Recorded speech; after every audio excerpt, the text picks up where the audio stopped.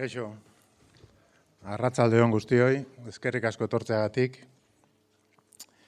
Emango diogu hasiera gaurko saioari, eta, saioarekin hasi baino lehenago, bi aipamen berezi egin nahi ditugu. Alde batetik, konturatuko zineten bezala, Altzako bertso paper lehiaketak izena aldatu du urte honetan, eta Arantxa Hernandez Ezeizaren izena txertatu diogu Altzako bertso paper lehiaketari. Gehienok ezagutzen zenuten Arantxa, eta iruditu zaigu, bere izena jartzeak nolabait alde batetik bere lana eta bere implikazioa 2001-etik Bizarrain sortu zen ezkeroztik euskararen alde nolabait goraipatu nahi genuela, eta beste aldetik ere bere izena erabiliz hainbat emakumek egin duten lan eskerga, bai lehiaketan bertan, epaimaietan, edo euskara zabaltzen, edo antolakuntza lanetan, eta baita ere euskararen alde altzan. Ez bakarrik altzan, baina altzan ere. Eta gehienetan nahiko lan diskutua edo aipatu gabekoa, eta iruditzen zitzaigun garrantzizkoa zela. Nolabait emakumeen joera eta indarra eta izaera euskararen alde egindako lanean aipatzea eta kontutan edukitzea, eta hemendik aurrea bertso paper lehiaketak, Altzako bertso paper lehiaketak esan da bezala Arantxa Hernandez Ezeizaren izena eramango du.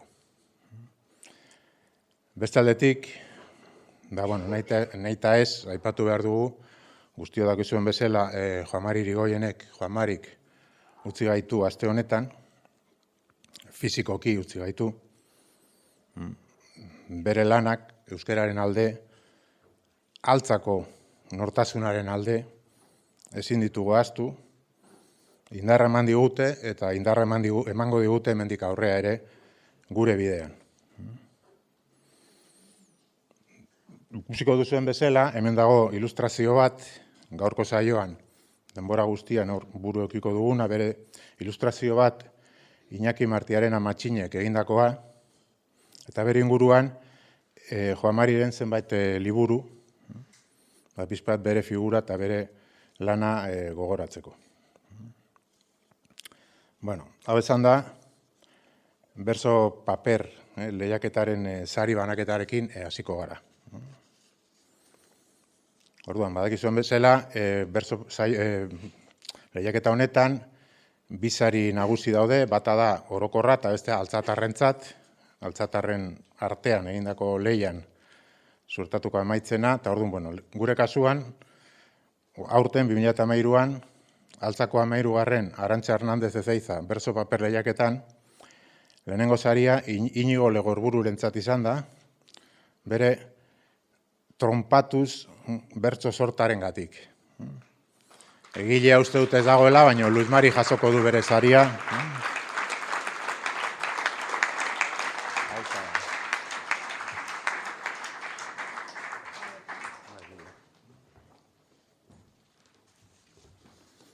Altzatarren artean, irabazlea Aitor Odierzola izan da, eta beak idatzitako bertso sortaren izena Nigarra begian. Aitor hemen dago, bai.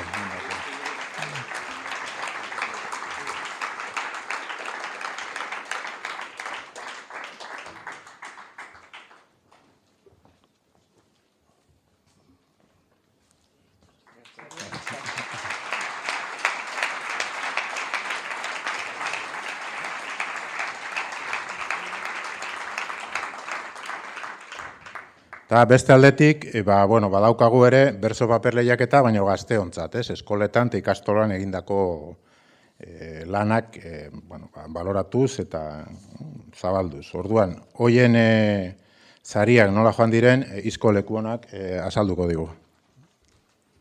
Bueno, arratsaldeon, eta egia da gaur bertsolari asko ikusiko dugu, haundiak, bi txapeldun bai, baina horre iristeko beste urratsatzuk eman berdia, eta hemen eukitugu hainbat eta hainbat ikasle, LH bost eta 6. mailakoak ikastetxetan bere geletan bertsoak egiten ditu dienak, eta DBH-koak bai, lan mordo bat jaso ditugu, eta guztietatik bi saritu, bi irabazle LH-en eta beste bi DBH-en, eta denak ezin izan dute etorri, baina gaur emango diegu saria, eta hortaz gain hainbat eta hainbat aipamen bertso sorta batzuk merezi izan dituztenak. Orduan saridunak LH-en izan du dira Unai Cortés eta Xabier Imaz, hemen bat zaute Igo Mesedez, eta DBH-en Amets Rogers eta Nerea Garzia. Igo zoke bai mesedez, zuen saria jasotzea. Eta aipamenetan, Paula del Pozok, Ane Alkortak, Julen Atorra Sagastik, Aroa Hernández, Xabi Rodríguez, Maili Mokoroa eta Leire Pastorrek bai, merezi dute beraien saria, Igo mesedez saria jasotzea zueke bai.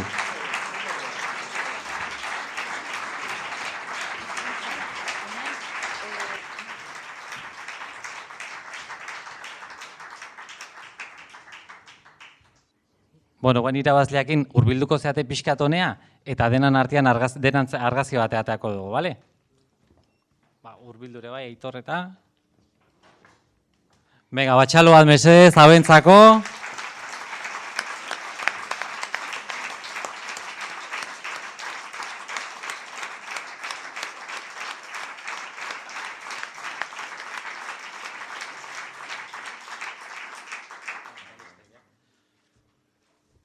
Eskerrik asko eta ja bertsolari utziko diogu txanda.